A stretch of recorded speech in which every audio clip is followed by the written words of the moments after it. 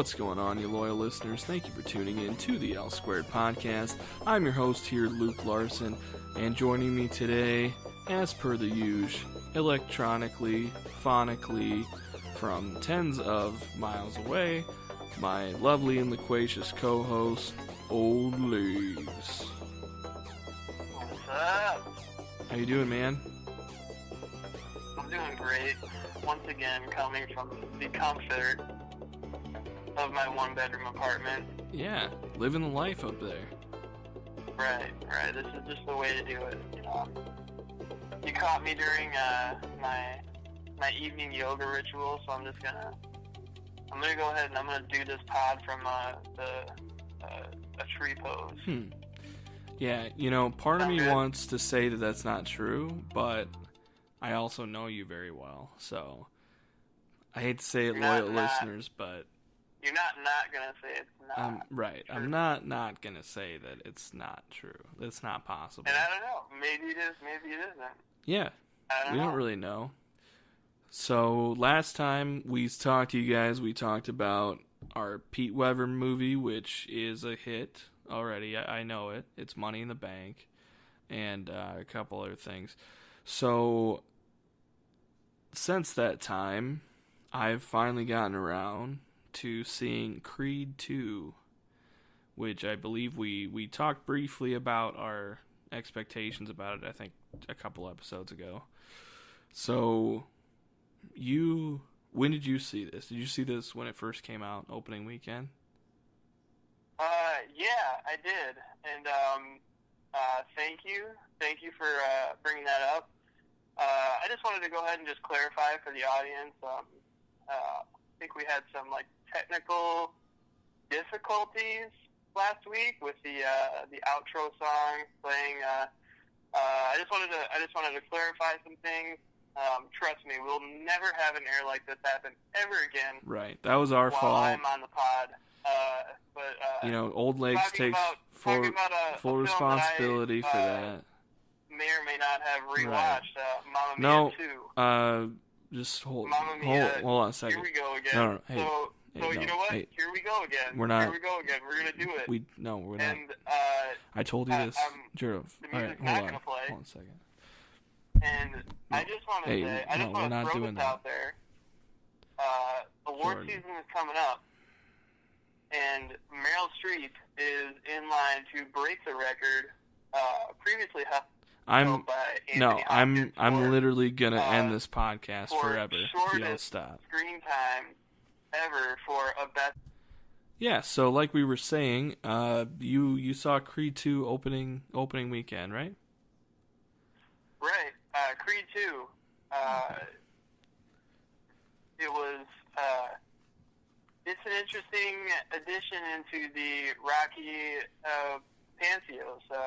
You want to give us a brief synopsis? I'm guessing for most that are here, most that are aware of the movie, they're probably pretty nuanced with what's going on here, but do you want to give us a quick synopsis to start us off before we get into the nitty-gritty? Yeah. So, basically, the IMDb is just kind of under the tutelage of Rocky Balboa, heavyweight contender Adonis Creed faces off against Victor Drago, son of Ivan Drago. And that's really about all you need to know. Basically, he's, at this point, we see Adonis Creed is the heavyweight champ of the world. He kind of gets that right away in the movie. And then there's this up-and-comer Victor Drago, son of Ivan Drago, that's coming up through the ranks. And he's the son of Ivan Drago, who killed Creed's father in the ring. And so they make it a big publicity stunt. And, hijinks ensue. Right, yeah, and me personally, I thought it was a really smart decision that before the credits open, they did a big banner across the screen. It said, "Spoiler alert."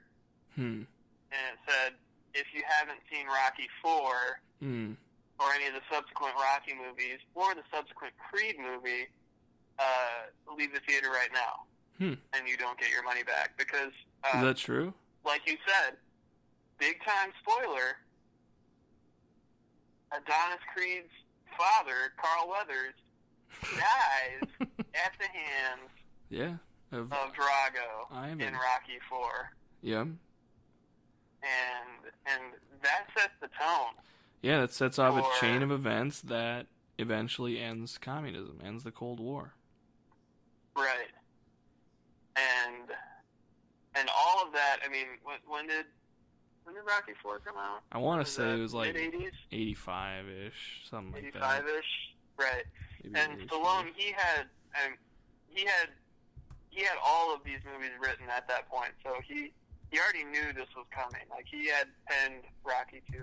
1985. Creed II. Confirmed, yes, 1985. He knew. He knew. Oh, he knew. He was it looking like forward. The creators of Lost, how they were just like kind of meandering in season 3, and then they get to the end and we're like, oh yeah, we had total control of the ship. Like, we had that in the bag the whole time. Yeah. So, what did you think? Did you like it? Well, I'll say that I loved the first Creed, and like looking back on it, it's weird that it's already been 3 years, but like that first Creed is maybe one of the best movies that's come out in the last few years, in my opinion. The first Creed is a banger. It's really good. You can 100%. tell the care they put into it, and you can tell that Ryan Coogler like thought about this idea for years and really took his time to tell the story and to just make a phenomenal film. So this one had a lot to live up to. Familiarity. He had worked with a young Michael B. Jordan, who was at the time, probably an up-and-comer. Maybe you'd see him in The Wire as a kid, but other than Fruitvale, he was nothing fairly, really. Unknown. Not the kind of mega superstar that he is now. But was Fruitvale and Chronicle the first year? Did they come out the same year? The Fruitvale thing was 2011. And then Chronicle was 2012 or something like that? Yeah, I know. So the big thing with Creed was getting Stallone on board. Right. And basically they went out and they did Fruitvale, and they were like, so we can do this movie thing. And he saw it, and he's like, all right, I'm in. Yep. So I know that was like a big cog in it. But, Gotcha. yeah, no, I totally agree with you. It's like beginning to end, super tight. Mm-hmm. You got a great montage. Got the Meek Mill in the background, very Philly.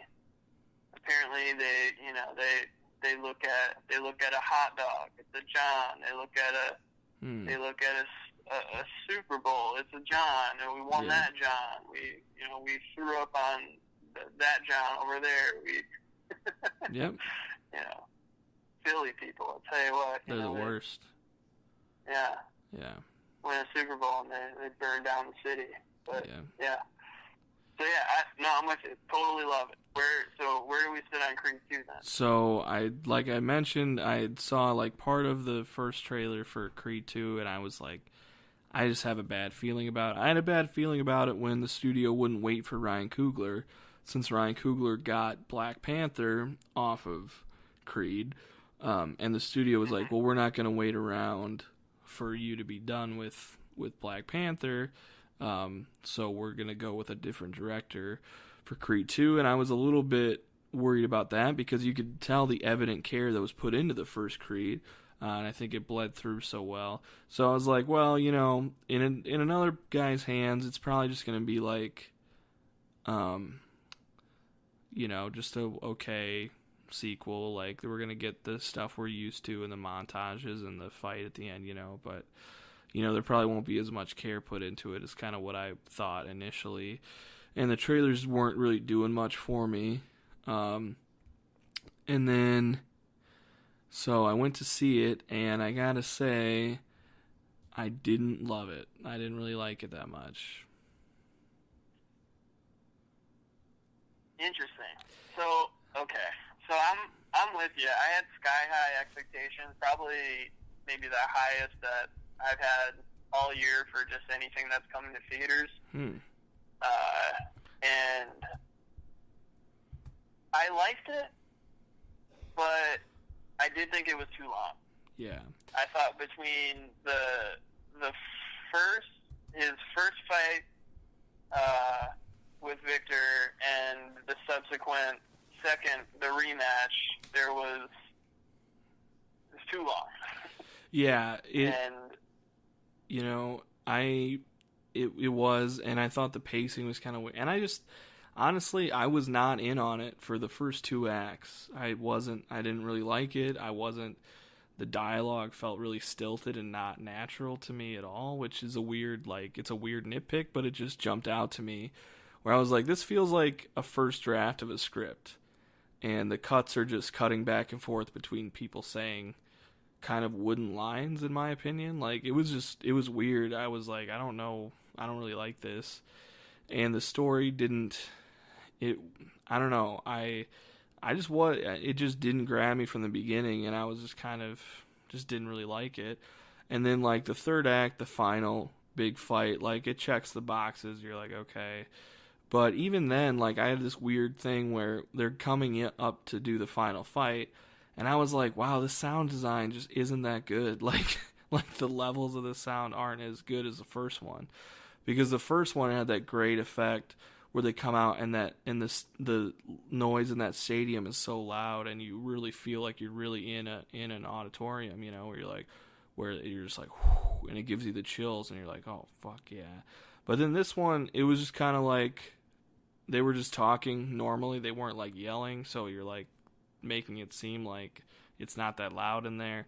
And you hear like the crowd in the background, but it just didn't really feel real to me, which is a weird nitpick, but it still, like, again, it just jumped out to me where I was like, I don't really like this. It just kind of took me out of it.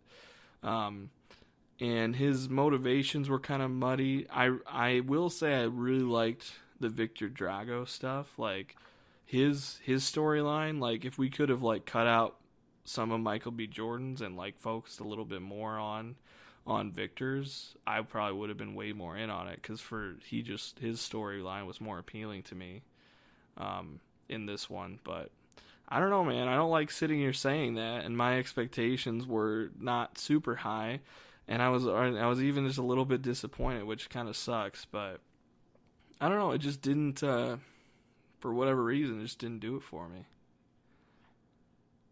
Yeah. Okay. So I think the biggest thing that could have been cut out that I thought that there was 2 things that I didn't think that we really needed, and then one I guess I can understand why they had it in, and the other is just kind of pointless. But I'll start with the pointless one. Creed, Adonis's kid. Mm-hmm. The whole, is he going to be deaf? Is he going to be able to hear, or he or she? Yeah, I think it was a girl. All of that was like kind of unnecessary. Yeah. Because it's not like, at no point are you going to be like, oh wow, if there are issues, he's probably not going to love his daughter. Right. You're like, it's clearly, kind of ridiculous. It's like, no matter what happens, still. She's still going to be your daughter. I think they could have. Yeah. I think they could have not mentioned anything, and then saved the last shot for when he's at the graveyard talking to his dad, and you just show the kid, and she's got her little ear things and her little hearing aids, and you're like, oh yeah, okay, well she's got some things going on there. Like that's totally fine. Yep. So, and I think cutting that they had to cut that. The other thing was like the Stallone Rocky calling his son. I think he just acts all of that. Again, I see why they had that in, because otherwise, just there's not a whole lot for Rocky to do in this one. Yeah. He's not really. He's pretty reluctant to train Creed. Yeah. And he had to stare down with Drago in Rocky's restaurant, but doesn't really escalate to anything. Yeah. So there's just not a whole lot for him to do, which is fine, because again, it's not his like movie. 70. Yeah. we really fleshed out the character. I don't think we need like any more nuance. I thought they were pushing a little too hard on that. Yeah. Yeah. So. Yeah. So yeah, it was just things like that, and then like going back to. Sorry, can I jump in here for a second? No, yeah, Go ahead. So yeah, like when he's trying to call his son and stuff, when he shows up to his son's house at the end, like that didn't really feel earned. Like I liked Stallone acted that part well, but his son was just like, oh, I haven't talked to you in years, and wasn't like, oh, this is kind of awkward. He was just like, oh, hey, yeah, come on in. You know, I'm like, that doesn't really feel earned to me. You know, if you want to see a good scene like that, watch fucking Warriors. When Nick Nolte tries to go to what's his name? God dang, what's his name, man? Anyway, one of his son's houses, and he's like, oh, are those my granddaughters in there? And he's like, no, take him inside, shut the door. And it's like, oh man, that was a rough scene. But it, you know what I mean? It just didn't really feel that. It didn't feel earned. It didn't feel that realistic to me. Which, you know, it wouldn't necessarily have to be, and we don't need to necessarily see Rocky being beat up. But it's like, then what's the point of the whole? Yeah, it just, you're right. That whole story, that subplot really didn't need to be there. Yeah. Another thing I was thinking of is just there's not a lot of characters, or there's at least just not enough meaningful characters being introduced into the series that would have any interaction with Rocky. Like, again, he's like pretty much all of his friends, Adrian, they're all dead. Yeah. It's really weird that the most connection he really has to anyone in this series is the Creed's mom, played by Felicia Rashad, who is again not in the originals, but she's like weirdly kind of present in each of these, and even more so in the second one. Yeah. So it's just kind of a weird disconnect there, and I understand that, you know, Michael B. Jordan and Tessa Thompson, they're good enough to where they can carry a film. Yep. But there just seemed to be kind of a disconnect this time around. Not to say that I hated it, and it's not. I don't think it's even in the bottom 3 of Rocky movies, but it wasn't. It didn't exceed my expectations the way some of the sequels in this franchise have.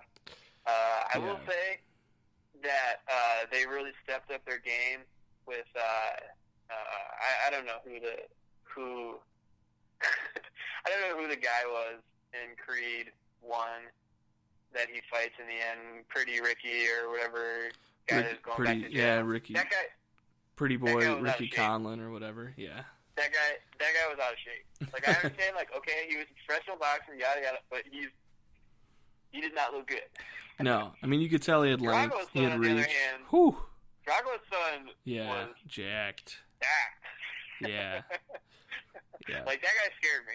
Yeah. I'm like, oh, I don't know, Creed. I don't know if you should go back to the rig. Like, I know the whole time thinking like that. Now that's a heavyweight. I don't know if Creed is even a heavyweight. He looks more like a welterweight, you know, to me than. So. Yeah, I was. Yeah, I thought that they did a really good job there. I agree with you that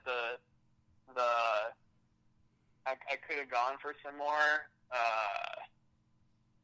Drago and Ricky interaction.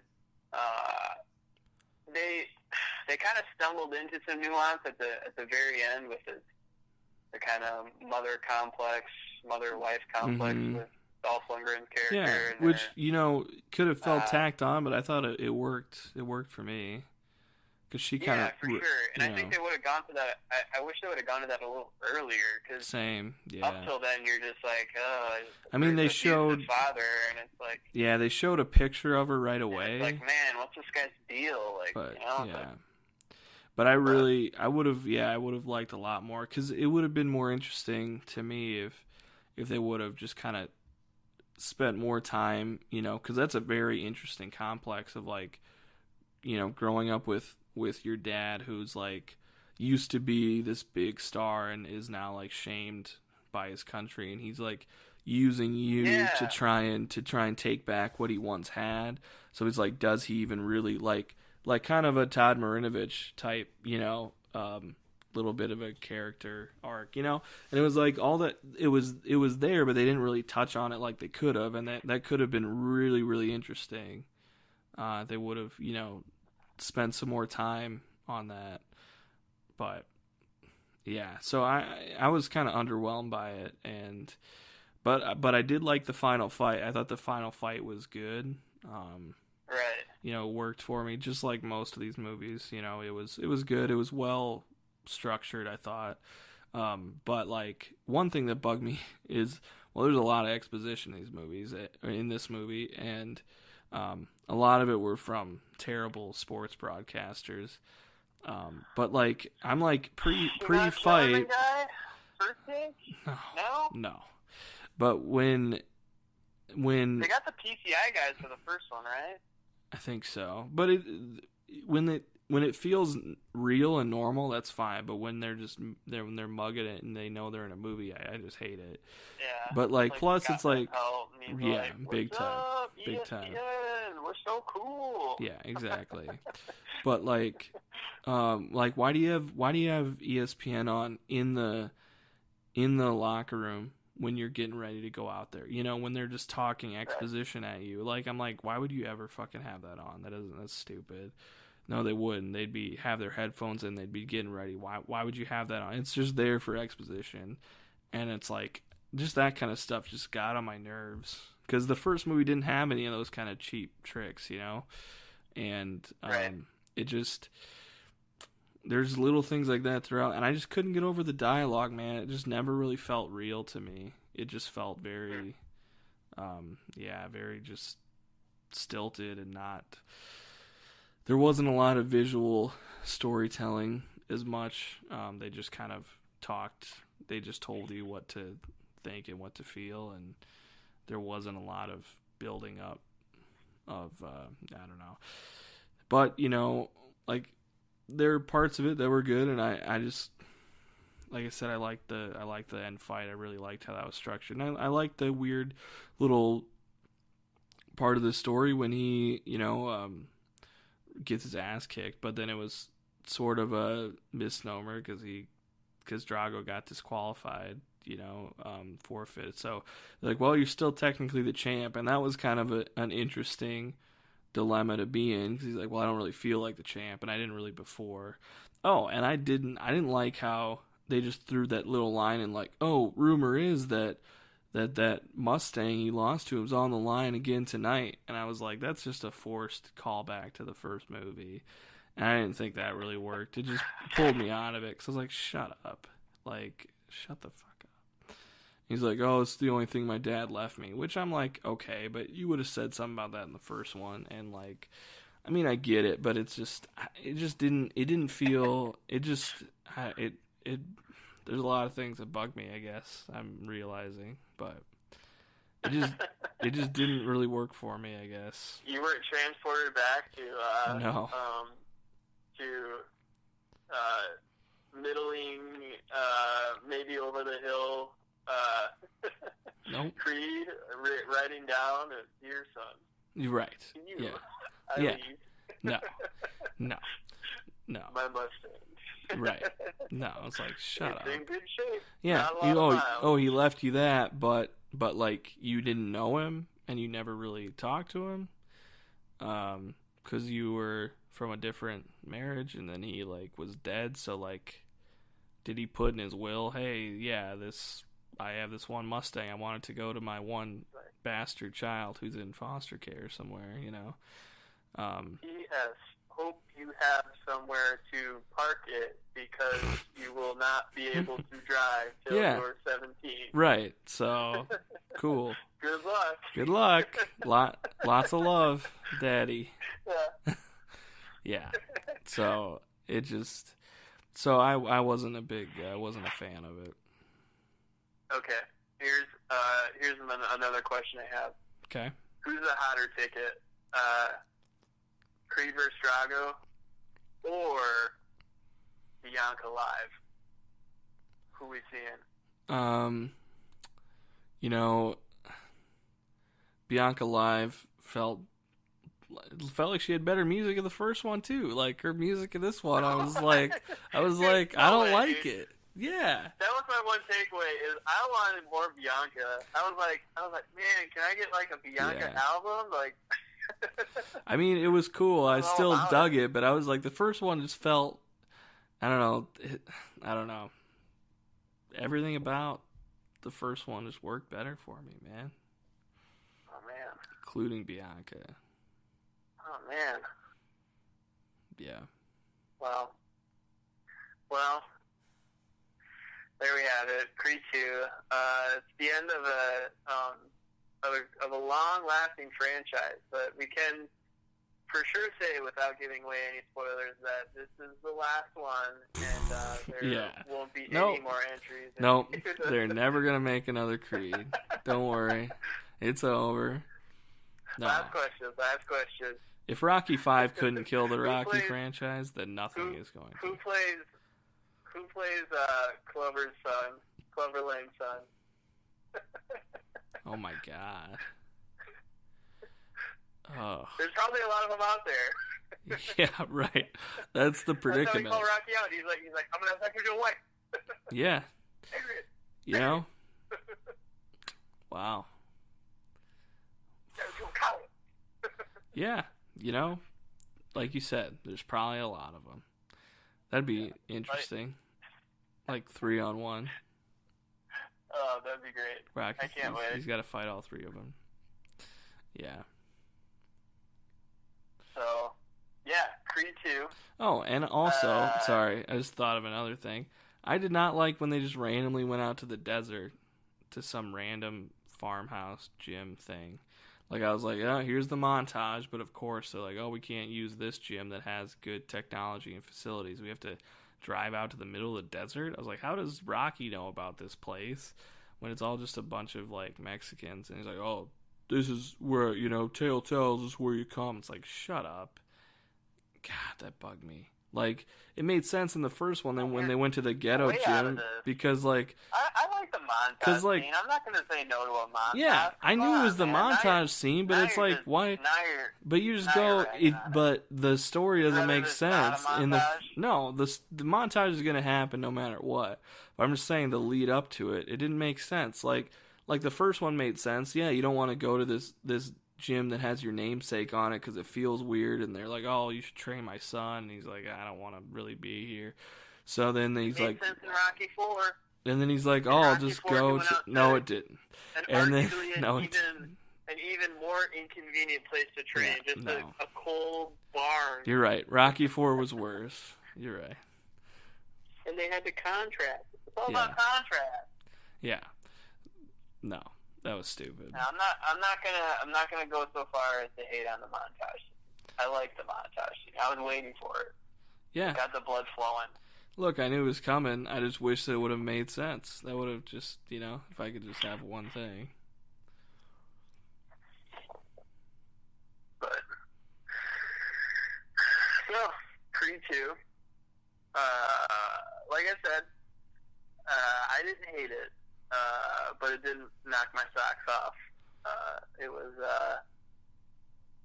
we went the distance, Creed 2 and I. And it was, it ended up being a draw in the end. The judges couldn't come to a conclusion. So, like many boxing matches, this is actually really good. I think Luke called it a 13-8, and I had a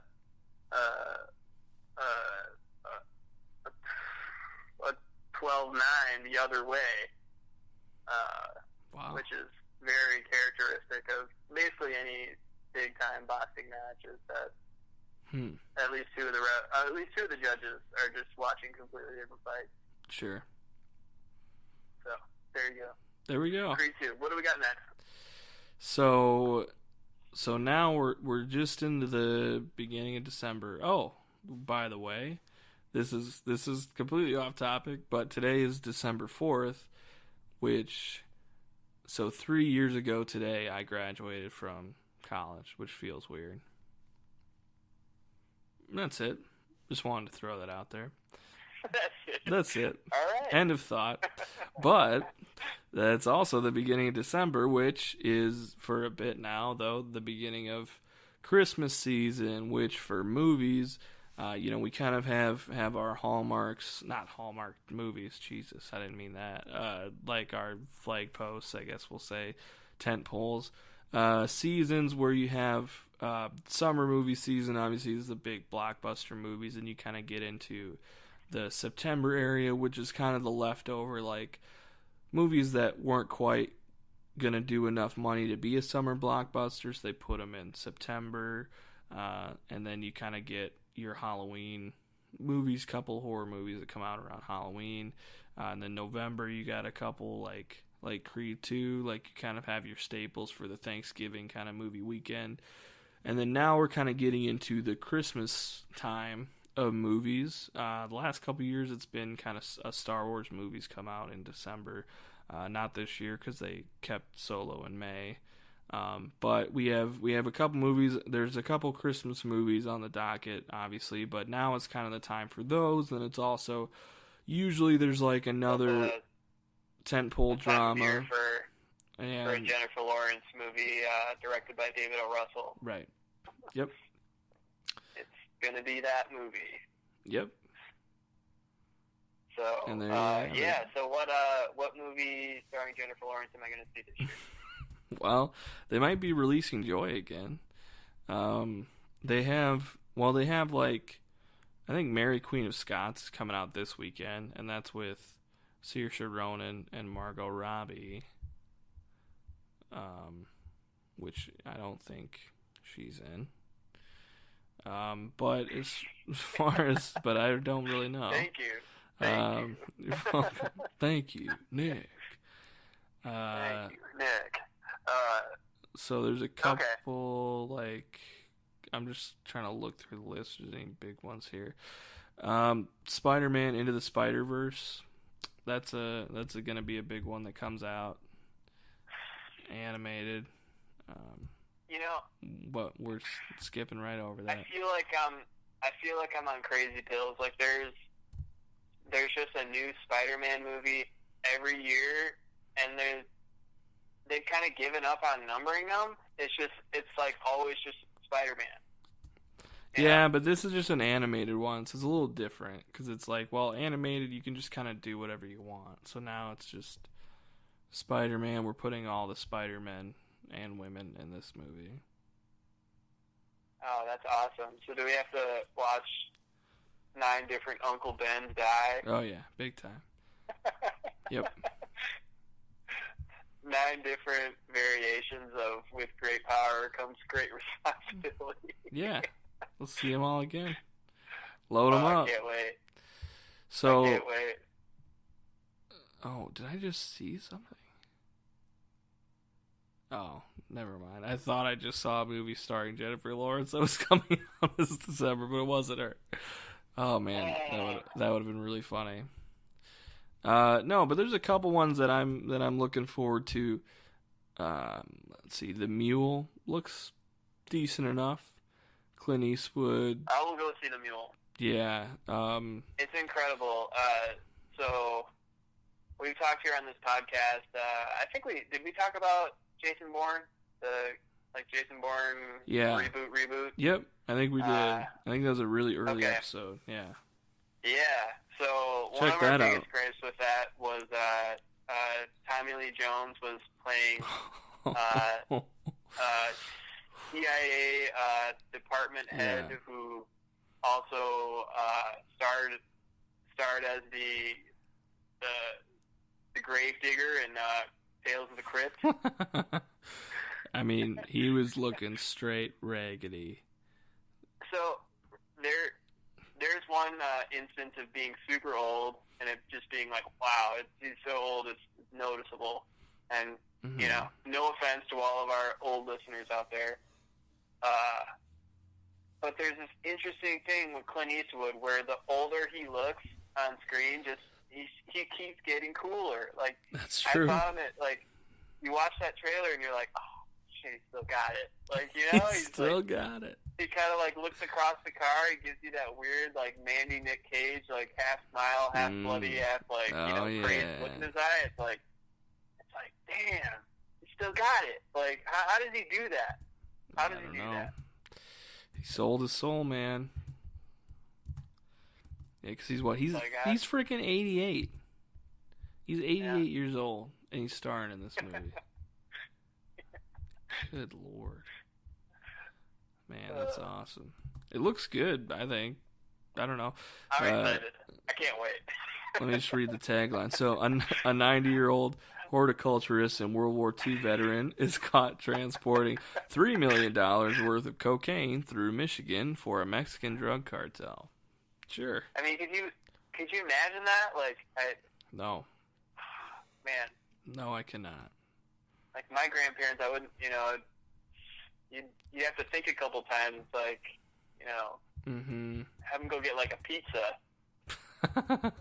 Right. Yeah, that's a good point. Only Clint Eastwood, like, inhabits the role. He's like, yeah, I got this. Yeah. How much cocaine? Oh, yeah. All right. Throw it in the back. Yep. And it's a freaking based on one of those based on a true story ones, too. Yeah, Clint Eastwood, a year and a half ago, probably. Right, yeah, based on his own experiences. Based on true events that happened pretty recently. Just to him. But the other based on a true story movie that's coming out this December is the one that I'm probably the most excited about this year. Ooh, is this Bumblebee? Not a good guess. It's actually Aquaman. Exactly. Aquaman, it? That's what you're talking about? No. Oh. Vice. Mary Poppins. Vice. Who are you? Why are you my special guest every week? No, man, Vice. We're gonna talk about all those movies. But, yeah, don't worry. We'll get to them all. Yeah, we'll get to them. Don't worry. You're my Vice. You're my Vice. So that sounds pretty good. So yeah, I'm with you. I think this is like just the straight December release. It's gonna be right around Christmas. Yeah, I think it's like the 28th, so this will be the week after Christmas. I think it has potential. This is why I'm excited about it, because a lot of the times during Christmas, as I'm sure some of our listeners will attest to, you either want to get out of the house to get away from your family so you go see a movie, or you find a movie that everyone can conceivably agree on going to see together, which is why the Jennifer Lawrence thing works so well, because, you know, who doesn't love J-Law? Yeah.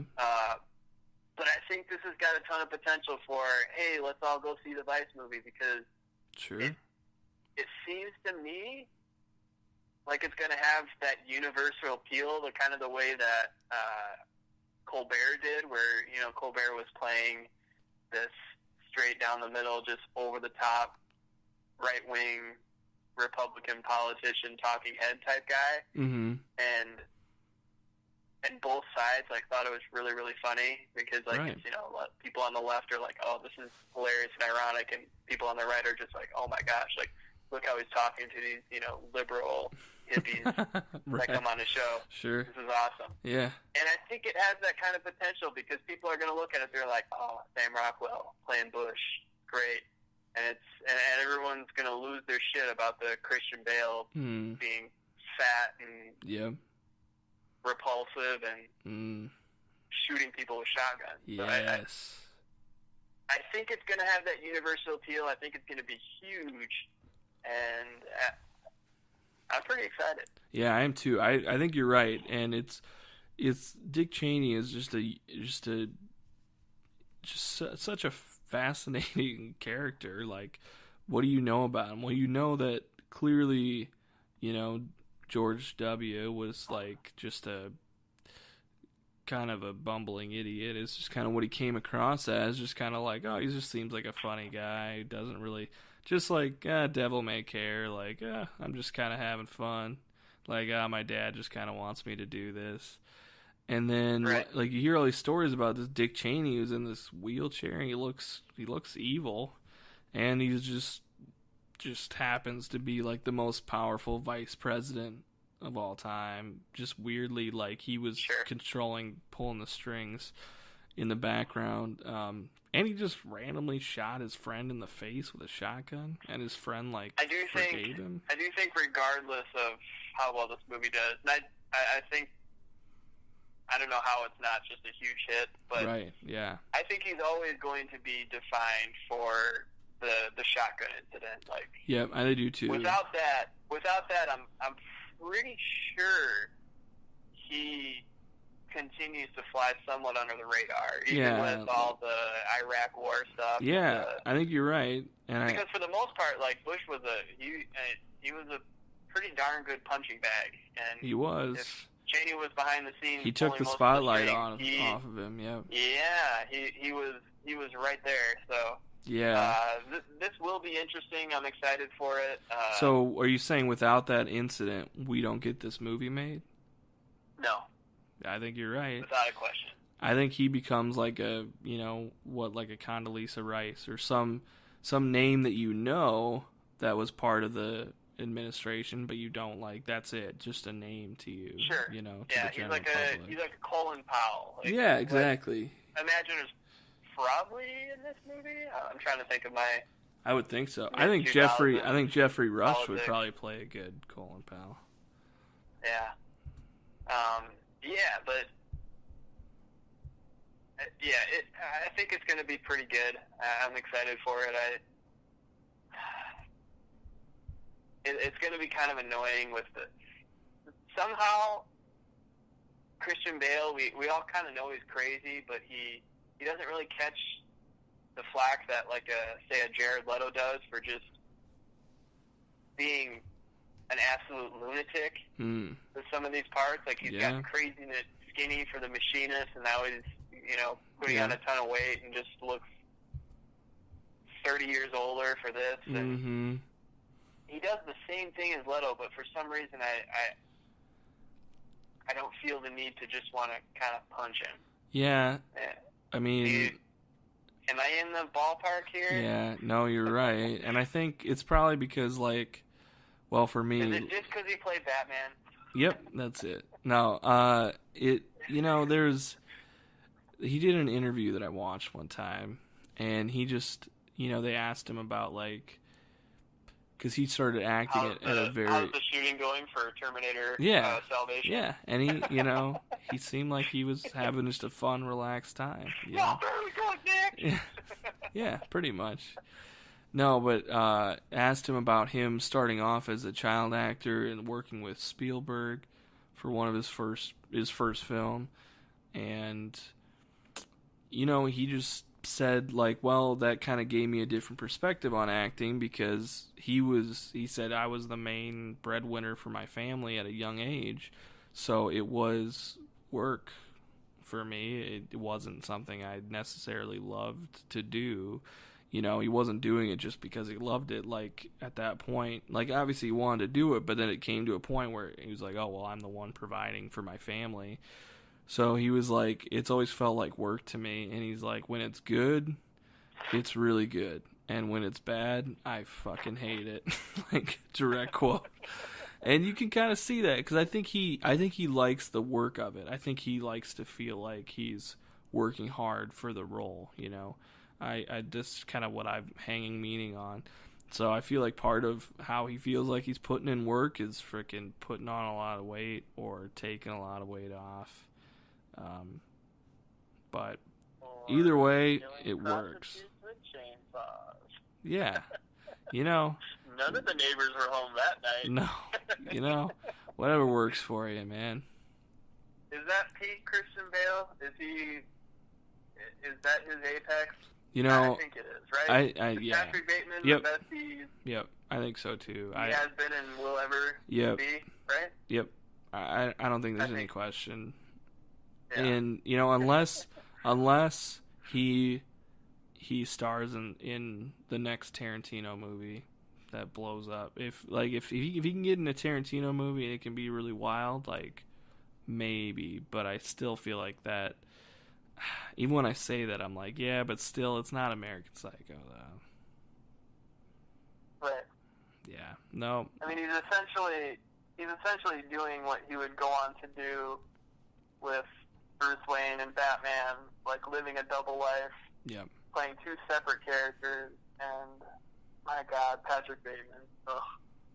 Yeah. It's just the best. Yeah, and like I love that he was initially pegged for the part. Like they wanted him to he was offered it.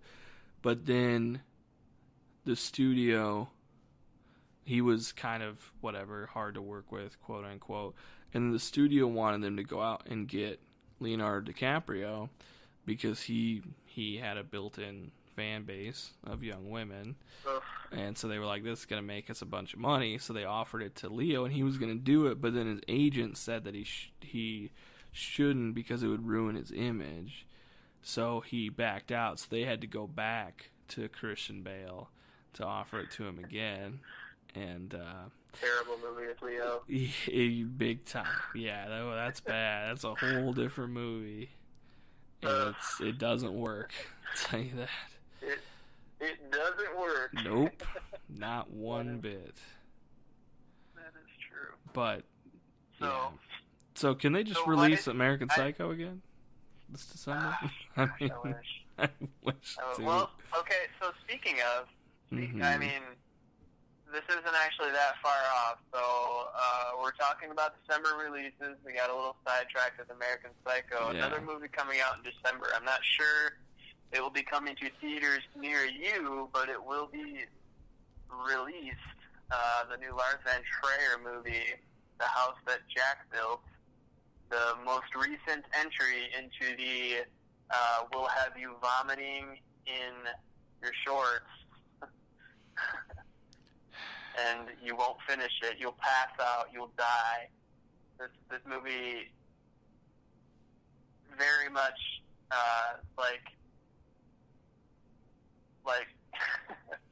like Matt Dillon's character has killed multiple people upon viewing it.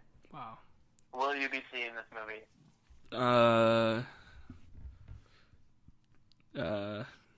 Nope. Not. Not. It's a simple question, Doc. Just answer the question. I mean, the only way I'd see it would be with you. You're the only person I would watch this with. Thanks, man. You're welcome. You're welcome. Makes me feel nice and warm inside. Why don't you come over to my place? Yeah. Yeah, I'm not falling for that again. Yeah, no, I have a nice, quiet apartment out in the middle of the country. Yeah, that sounds nice. So, okay, Gross. so I guess, yeah, I'll... You're going to have to do the talking on this one. Because I know, I guess I'm the Van Trier... I don't even want to call myself a fanboy. I think his work is hit or miss. Yeah. I think he's more interesting when he's not going for the just ultra shock value. Yeah, like what was that? You see what was that one? Was it Antichrist? Was it him that did Welcome to Dogtown Nymphomaniac. or whatever? What's that? Was he the one who did that Welcome to Dogtown or Dogwood or something? Where was that him? You know what I'm talking about? Where the whole movie was like it was like a minimalist theater because it had like chalk set up and those were supposed to be like the houses, so you kind of like filled in the space in your mind, I guess. I think that was him. Let me look it up. Sorry. Do you know what movie I'm talking about though? Is it Dogville? Yes, Dogville. That's it. Okay. If I have seen it, it was Dogville. Boom. It's been a long time. What was Yeah. that, like 90s? 2003. Okay. Yeah. Because that was it's one been where... a while. You'd have to... Yeah. I mean, that was one where he wasn't going for the gross out. It was just Sure. kind of an interesting, artsy take on something, basically.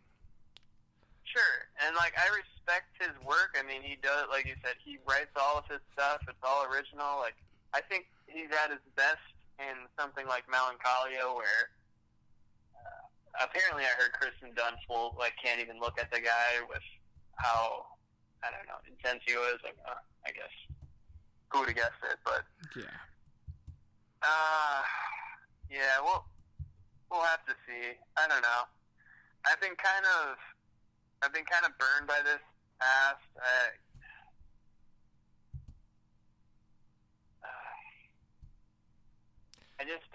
I don't really think I need to see this movie, but something tells me that I'll eventually just say, fuck it, and throw it on one night. I don't know. Well, if you do, give me a call.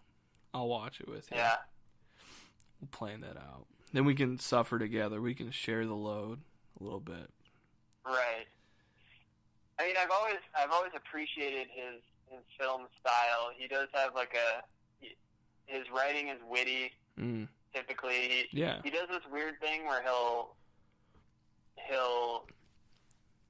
and I saw it in the trailer for this too, where he depicts the character's emotions just using just footage of animals, like a lion, tiger, bear. It's just this weird thing that you'll just it's like a hard cut to just something that's completely not within the realm of the movie, which is always kind of interesting, but I don't know. We'll see. So, here's a question for you. Would you rather see, just if you had to pick between the two, would you take Lars von Trier or would you take Darren Aronofsky? Oh, man. Those are the only movies I can watch. Right. Sure. Yeah. For the rest of my life. Yeah. Are you giving me the island scenario? Yeah, I mean, it's kind of a bleak thing, but... Well, I'd probably have to take Lars von Trier because really? I can understand his movies. Oh. Where it's just Darren Aronofsky, I'm so stupid. Yeah. That I'm never gonna get it. That's true. He does shove that in your face, just And so then I'm just gonna have to live with that as asylum. This crap I don't understand. Yeah. Yep. That's a good point, actually. Yeah. So would I rather have this just little condescending voice in my ear, or just this kind of weird art house, gross out stuff? Yeah. That I could maybe dull my senses to after the. I don't want either, but you know what? Fuck both. I was about to say my third time through watching Nymphomaniac, but then that was just oh my god, please. You don't want to admit that, yeah. I think I would be using the VHSs as some type of survival tool within a couple days. Good Lord. So there you go. That's my answer. Okay. How's that? Jackville coming up. You'll hear it on a pod pretty soon. I guess so. We should just dedicate a whole episode. We're probably going to have to. Man, I don't know why I agreed to that. I don't know why I went out of my way to offer that, but you know what?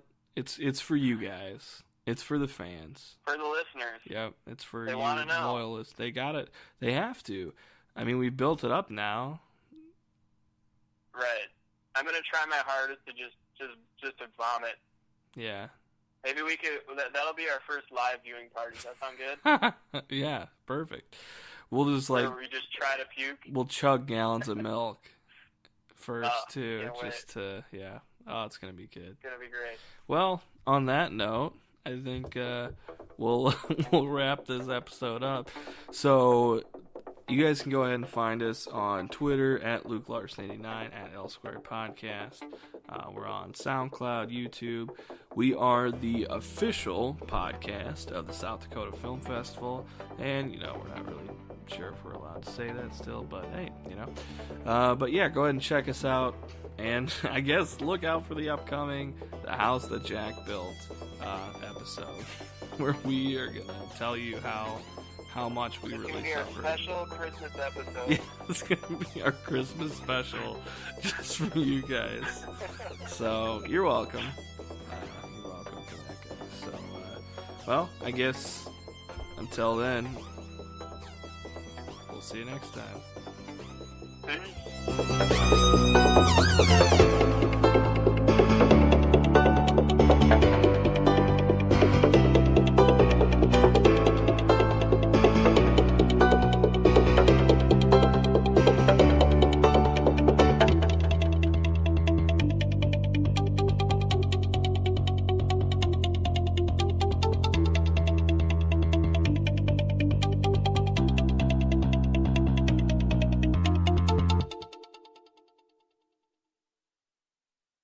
Film is like this French film called Martyrs, and it had this like scene where they like cut this girl's skin off or whatever, and she was like lived through it, and I just like I never wanted to like watch any